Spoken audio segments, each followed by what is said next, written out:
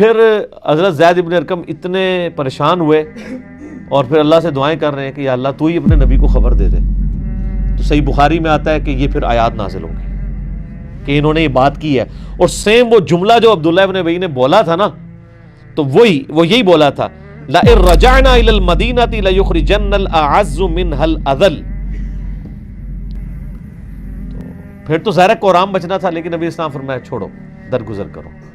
ظاہری طور پہ تو کلمہ پڑھتے ہیں, لیکن زید ابن ارقم جو ہے نا, ان کو ایک تسلی مل گئی کہ اللہ تعالیٰ نے ان کی گواہی دی ہے. سر قیامت تک جب یہ آیات پڑھی جائیں گی تو کس کا ذکر ہوگا؟ زید ابن ارقم کا.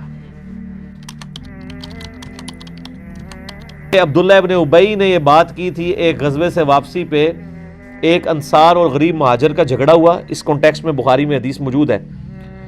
تو وہ اس مہاجر نے غصے میں اس انصار کو مارا.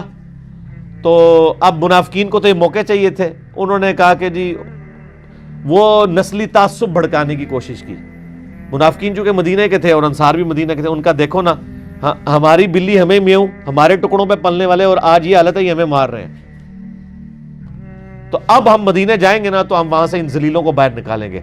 اب وہ ذلیل ان کو کہہ رہے تھے, نبی علیہ السلام کو, صحابہ کو, یہ تو کلمات کفر ہے. کہنے والا کون؟ عبداللہ ابن ابی. لیکن اوپر سے کلمہ پڑھا ہے اور آ رہے جہاد سے واپس ہیں. جہاد کر کے آ رہے ہیں. یہ کلمات سیدنا زید ابن ارقم نے سن لیے. انہوں نے نبی علیہ السلام کو آ کے بتایا کہ یہ بکواس کی ہے عبداللہ ابن ابی نے, آج تو اس کی منافقت کھل کے سامنے آ گئی. حضرت عمر فاروق رضی اللہ تعالیٰ نے کہا یا رسول اللہ اجازت دیں, اس کا میں گلا کاٹ دوں. آپ فرمایا چھوڑ دو, ورنہ لوگ کہیں گے یہ اپنے اصحاب کو قتل کرواتا ہے. عبداللہ ابن ابی کو بھی نبی علیہ السلام نے صحابی کہا ہے قانوناً, کلمہ گو تو تھا. آپ کے مولوی جو ہے نا کلمہ گو, دوسرے فرقے کے لوگوں کو مسلمان ماننے کے لیے تیار نہیں ہے. یہ صرف فرق دیکھ لیں آپ, یہ میں آپ کو کمپیریزن کروا رہا ہوں. اور نبی علیہ السلام کلمے کا اتنا احترام کر رہے ہیں کہ صراحتاً گستاخیاں دیکھ کے بھی صرف ظاہری کلمے کا احترام کر رہے ہیں. اور یہاں پہ مولوی آپ کو خود سے پہلے گستاخ رسول ڈکلیئر کرتے ہیں, پھر آپ کے کفر کے فتوے چڑھاتے ہیں, پھر آپ کے قتل کے فتوے جاری کر دیتے ہیں. تو زید ابن ارقم کو نبی علیہ السلام نے جب ان کی شکایت سنی, عبداللہ ابن ابی کو بلوا لیا. تو ظاہر منافقین تو آپ پڑھ چکے, انہوں نے جھوٹ ہی بولنا تھا. اس نے انکار کر دیا. اس نے کہا جی یہ لڑکا جھوٹ بول رہا ہے, منڈے نے جھوٹ مارا ہے, ایسی گل تو ہو سکتا ہے یا رسول اللہ سے کریے. تو آپ علیہ السلام نے پھر خاموشی اختیار کر لی. تو زید ابن ارقم کہتے ہیں مجھے بڑا دکھ ہوا اس بات کا کہ میں نے تو خود بات سنی ہوئی تھی, اور حتیٰ کہ یہ حالت ہوگی کہ صحابہ کرام میں بھی چیمہ گوئی شروع ہوگی کہ یہ جو ہے لڑکا ہے نا منڈا کھنڈا, یہ لڑائی کرواؤ سی کولوں ہی گال بنا کے, کیونکہ نبی علیہ السلام نے بہانہ جو قبول کر لیا اب اس کا. اب کوئی مطلب وہ ویڈیو ریکارڈنگ تو ہے نہیں تھی, اور علم غیب تو ہے ہی نہیں تھا نا, وہ تو بعد میں پیدا ہوا ہے نا. سر علم غیب کے جو جعلی عقیدہ ہے جو بنایا ہوا ہے, ایک تو وہ ہے جو اللہ وحی کے ذریعے بتایا, وہ تو ٹھیک ہے.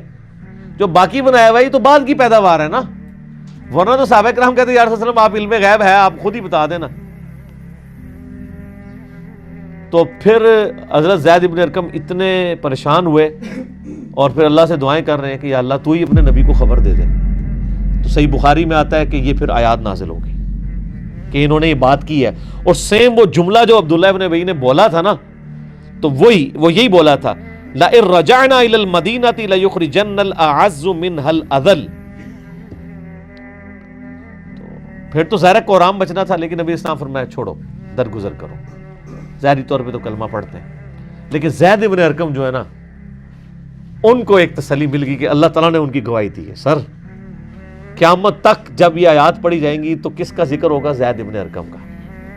سابقون الاولون میں سے, جن کا دار ارقم تھا, جس طرح ہماری اکیڈمی دار ارقم ہے. کیونکہ نبی علیہ السلام کو تو بیت اللہ شریف میں دعوت و تبلیغ کا کام نہیں کرنے دیتے تھے نا, وہ تو آپ نے گھر دار ارقم, اسی کے اوپر وہ جماعت اسلامی انہوں نے اسکول بھی بنائے ہوئے ہیں دار ارقم, کہ نبی علیہ السلام کا وہ ایک اکیڈمی تھی جس میں آپ لوگوں کو تعلیم دیا کرتے تھے. اور یہ یعنی سینئر صحابہ میں سے, ایک تو شروع میں مسلمان ہوئے اور آخر میں فوت ہونے والے مسلمانوں میں سے. غدیر خم کی حدیث بھی سر زید ابن ارقم نے روایت کی ہے, صحیح مسلم کی, قرآن اور اہل بیت. اور جو جامعہ ترمذی میں حدیث ہے کہ پہلا شخص جو اسلام لایا وہ علی ابن ابی طالب ہے، وہ اس حدیث کے راوی بھی زید ابن ارقم ہے. ٹھیک ہو گیا. اور پھر جنگ صفین کے موقع پہ جب مولا علی نے صحابہ کرام کو کھڑے کر کے غدیر خم کی حدیث سنائی اور پھر کہا کہ نبی علیہ السلام نے یہ بھی فرمایا تھا کہ من کنت مولا ہوں فہذا علی مولا ہوں، تو 24 صحابہ نے وہاں گواہی دی. تو ایک بندہ کہتا ہے کہ میں وہاں سے اٹھا، اور وہ بندہ اٹھنے والا خود ابو طفیل عامر بن واصلہ صحابی تھے جو سب سے آخر میں فوت ہوئے 110 ہجری میں. یہ صحابی، ان کے بعد دنیا میں کوئی صحابی نہیں تھا، یہ 100 سال حضور کے بعد زندہ رہے. ابو طفیل عامر بن واصلہ حضرت علی کے شیعہ میں سے تھے، جنگ جمل صفین نہروان میں بھی رہے اور اس جنگوں کے بھی تقریباً 60-70 سال کے بعد فوت ہوئے ہیں.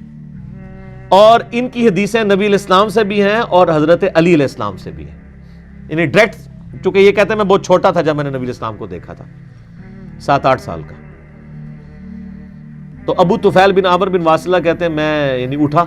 یہ میں نے سارے کربلا ریسرچ میں ڈالی ہوئی حدیثیں، سنن نسائی الکبریٰ سے، مسند احمد سے، ابن ابی عاصم کی کتاب السنہ سے. تو کہتے ہیں جب میں نے حضرت علی کے بارے میں یہ سنا نا، من کنت مولا فہذا علی مولا، تو غدیر خم پہ تو مطلب یہ موجود نہیں تھے ابو طفیل. تو کہتے ہیں میں وہاں سے اٹھا، میرے دل میں کچھ کلک تھا، تو میں نا زید ابن ارقم کے پاس آیا کہ آپ سینئر صحابی ہیں، آپ بتائیں کیا نبی علیہ السلام نے یہ فرمایا تھا؟ تو زید بن ارقم تو پہلے تیار بیٹھے ہوئے ہیں. ان کا مجھے چند باتیں یاد ہیں، ان میں سے یہی ہے کہ آپ علیہ السلام نے خم نامی گاؤں میں ہمیں اپنی وفات سے 1.5-2 مہینے پہلے خطبہ دیتے ہوئے کہا تھا اپنے بعد 2 بھاری چیزیں چھوڑ کے جا رہا ہوں، ان میں سے پہلی چیز اللہ کی کتاب ہے، اس میں ہدایت ہے، اس میں نور ہے، اس کو پکڑو، اپنا تعلق اس کے ساتھ مضبوط کرو. اللہ کی کتاب اللہ کی رسی ہے، جو اسے پکڑے گا ہدایت پہ ہوگا، جو چھوڑ دے گا گمراہ ہو جائے گا.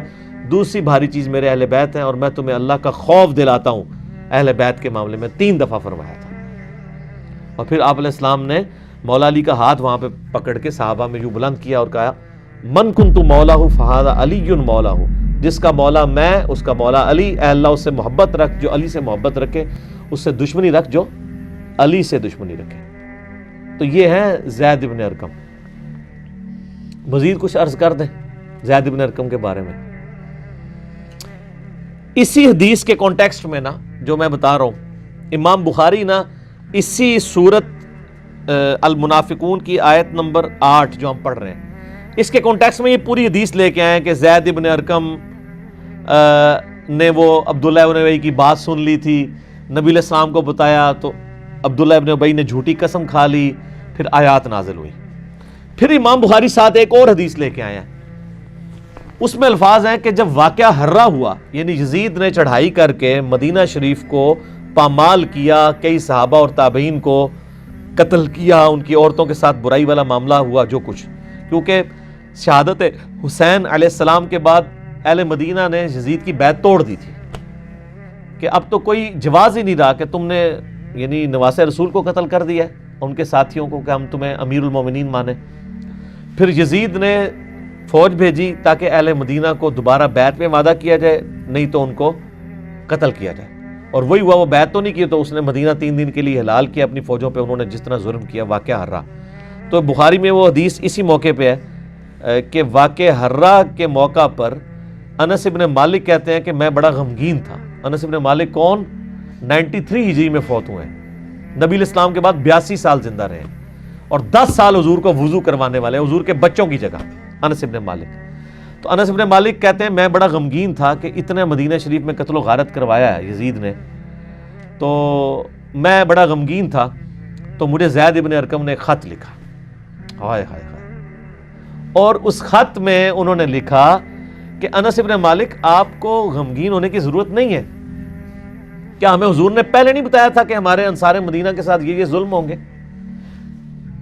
اور کیا نبی علیہ السلام نے یہ نہیں کہا تھا کہ اے اللہ انصار پہ رحم فرما، ان کی اولاد پہ رحم فرما؟ ہمیں تو حضور کی دعاؤں کا حصہ ملا ہوا ہے. انہوں نے اگر ہمارے ساتھ ظلم بھی کیا ہے دنیاوی طور پہ، یعنی اسلام کو غلبہ دلانے والے تو انصار تھے، آج آل امیہ اگر قابض ہو گئی ہے اور انصار کو بیک فٹ پہ کر دیا ہے تو کیا ہوا؟ ہمیں رسول اللہ کی دعائیں ملیں گی. تو آپ کو انس ابن مالک یاد نہیں ہے کہ حضور نے ہمارے لیے دعائیں کی ہوئی ہیں؟ تو وہ جب خط انس ابن مالک نے پڑھا نا اور اپنے ساتھیوں کو پڑھ کے سنایا کہ دیکھو مجھے زید ابن ارقم نے خط لکھا ہے تسلی کا، تو پھر انس ابن مالک نے کہا کہ جانتے ہو یہ زید ابن ارقم کون ہے؟ ہائے ہائے ہائے ہائے، یہ وہی ہے جس کے بارے میں قرآن میں یہ آیت نازل ہوئی تھی، یقولون لئن رجعنا الى المدینہ لیخرجن الاعز منها الاذل۔ جب عبداللہ ابن ابی نے جھوٹی قسم کھا لی تھی تو اس شخص کے اللہ تعالیٰ نے توثیق قرآن میں نازل کر دی، یہ اس شخص بندے کا میرے پاس خط آیا ہے۔ انس ابن مالک جیسا بندہ بھی کہہ رہا ہے کہ مجھے زید ابن ارقم کا خط آیا، حالانکہ انس ابن مالک خود کتنی بڑی شخصیت ہے، سبحان اللہ۔